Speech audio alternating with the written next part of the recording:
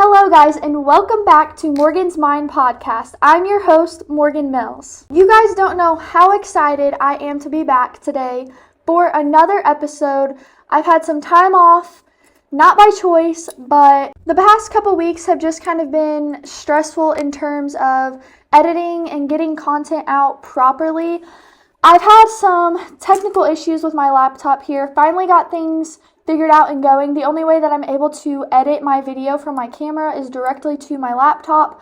So I've struggled with some things there, but hopefully we've got all those issues figured out and I can keep the episodes rolling and coming. I had a ton of vlogs and videos for YouTube, full day of eating, things like that kind of got put on pause, but once I get everything finished and recovered that I lost, those will be up soon as well, so stay tuned for more fun and exciting videos along with the podcast all across YouTube and other platforms. But like I said, we are back, we are here right now, and things are rolling smoothly, and I'm just so excited to be talking with you guys. So as you could probably tell from today's episode title, we are going to talk about healthy habits for a happy gut. So it took me personally a few years of struggling with gut issues, bloating, literally constant pain, terrible digestion, things like that, before I finally realized that something was wrong and I started to do research, started to change things with my health and my diet, and was finally able to get it under control and take control of it and know what I'm doing now. And what most people don't even realize is that your gut's health and the state that it's in literally affects so many things in your body and literally just your life that you don't even realize day to day. I do feel like a lot of these issues have become normalized in today's society with the foods that we have, the things that people do that we find to be normal. But I promise you a lot of these things actually are not, and they shouldn't be just pushed aside or forgotten about or dealt with, even if you're in pain, just because they're deemed to be normal. Having poor gut health can literally affect so many things, even up to your mood and your mental health. For example, when I was at the lowest with my gut health, I feel like I was, looking back now, always in a mood, a bad mood, a negative mood. It affected me so much because I was constantly upset and stressed about my digestion, that I was in pain and constipated and bloated. I could never go to the bathroom properly, and then that affected me and how the way I thought that I looked, caused body dysmorphia, and physically and mentally, just my whole entire mood, everything day by day would revolve around my stomach and the issues and how I looked and felt, and it was so much going on. And so like I said, your digestion is the result of your gut, and if you're in proper health or what you're struggling with, if you are constipated or not using the bathroom consistently and every single day, those are some little factors that indicate that you probably do have poor or improper gut health. Or maybe even opposite of this, you could be someone who's noticing that you use the bathroom extremely. You go 6 or 7 times a day, and that's not normal either. So I think it's really important to not overlook these little issues that may seem minor, but all in all together, and then they add up, and it's your own body, your own health. You're the one that knows how you feel. It is important to pay more attention to it and get it under control. Another indication could even be the way that your skin is reacting. Your gut biome and your skin are actually linked. So for example, when I was at a terrible time with my gut health, I was experiencing breakouts and acne all the time, and I'm not even talking just like a few pimples here and there. I mean, my whole entire chin would be bright red, inflamed, and it was painful. And these breakouts, they were itchy, and I had no clue what was going on, but it was that they were stemming from how terrible my gut was. This was also another factor that impacted my appearance, and then of course then my mood and how I felt about myself. So it was kind of just like a never-ending cycle. My stomach was causing all these little issues that were adding up, and it was just a repetitive cycle.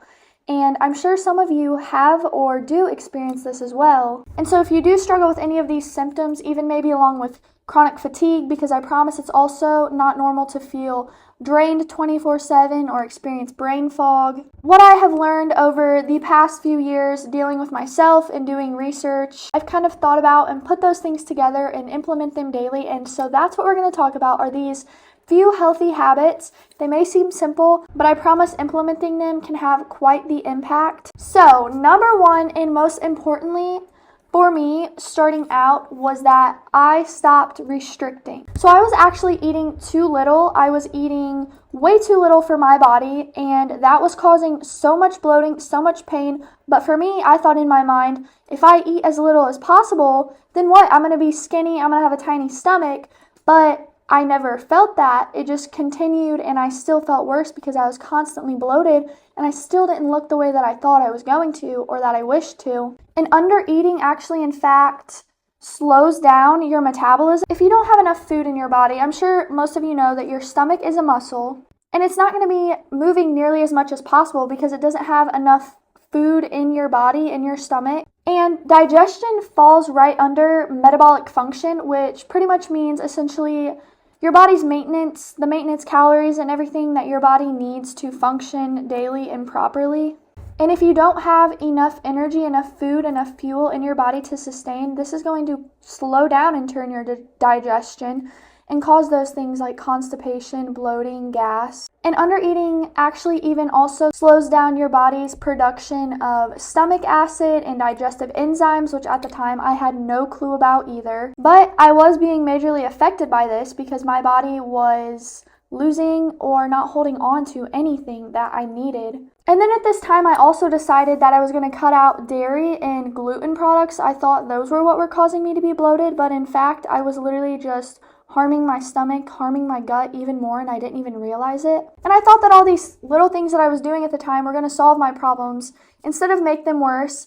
But long story short, I was at a point where I eventually started wanting to go to the gym, and I realized like, okay, my parents, my doctor told me like, if you're going to do this, you're going to have to eat more. And trust me, I was terrified, but I started to eat more. I started to cook myself, and I did want to see progress, so I was focusing on getting more protein in each meal, more protein in daily. And then I eventually even reintroduced those food groups like gluten and dairy that I said I'd cut out slowly at a time, over time and progressively. I didn't do too much at once because I could kind of see how it was affecting me. But I eventually started to regularly use the bathroom. I started to wake up not immediately bloated. I mean, I would wake up and take a drink a cup of water, and instantly be bloated and in pain for the rest of the day. But these issues, I realized, finally started to disappear the more food that I was eating and the more that I became comfortable with it. So yeah, I stopped restricting. I actually started eating more, and that's a habit that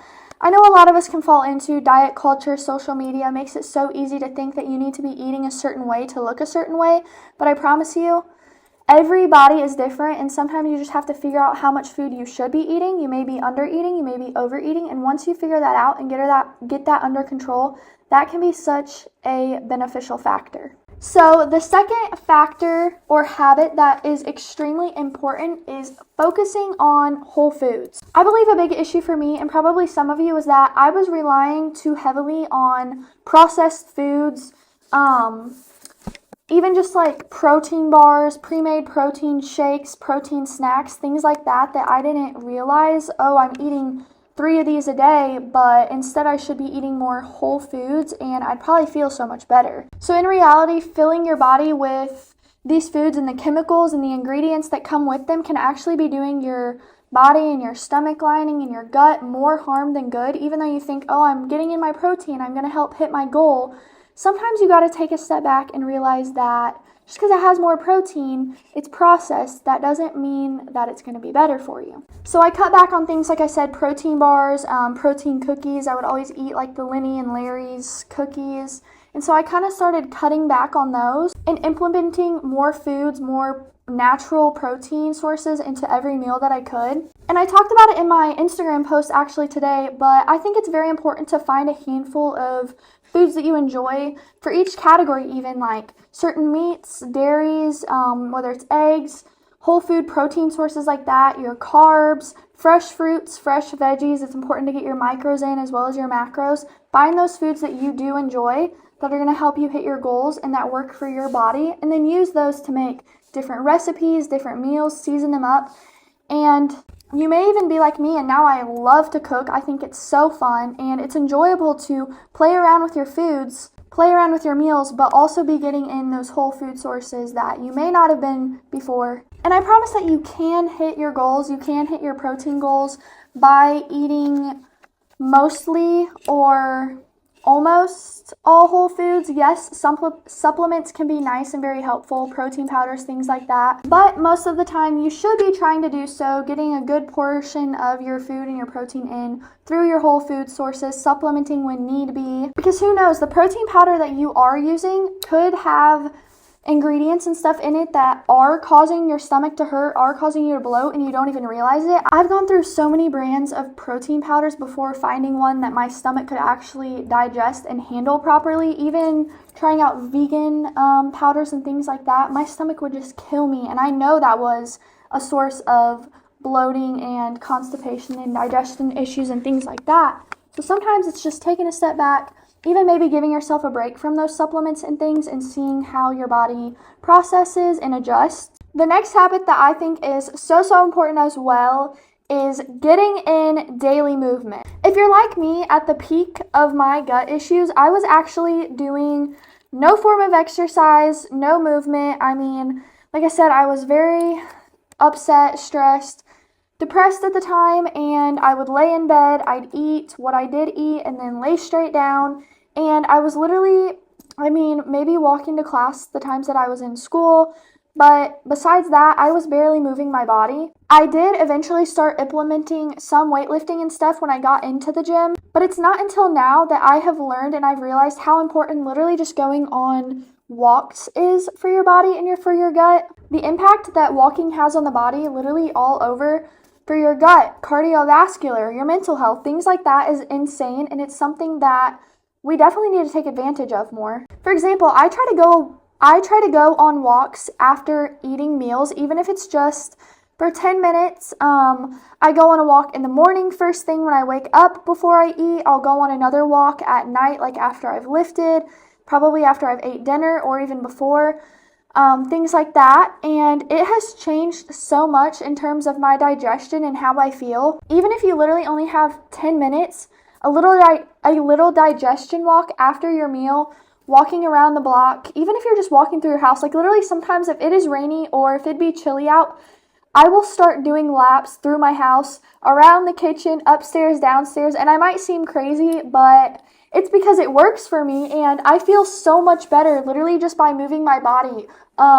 Especially after a meal, if I can tell that maybe I ate a lot and I'm going to be in pain, or I'm just like, I know my stomach may have a harder time digesting that certain food that I just ate, then I'll go on a little walk. And I think that's something that can be such a little habit that you implement, but it will have a major impact. So definitely, please do not skip out on that one either. A big one that I feel like most of us probably don't even realize is playing a role in our digestive state is your posture and your chewing. Take a second and think about what you normally do after a meal. Maybe you go and sit down on the couch. Maybe you lay down on the couch and start watching a movie.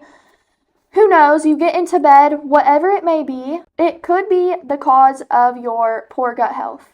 Trust me, I've had a big problem with doing these things too, and sometimes I still do, but now I catch myself. But what you don't realize is how much sitting down in these certain hunched over, even sitting on something soft like the couch, how these positions in this environment is restricting your digestive tract. Even when we are in the middle of eating, a lot of us will tend to lean over the plate like this, lean over the table, and that's bending our stomach. Literally your stomach, it's bending it, and it's harder for the food to flow, for your digestion to work properly when you're not in the best posture. And I struggle with posture too, even just sitting here.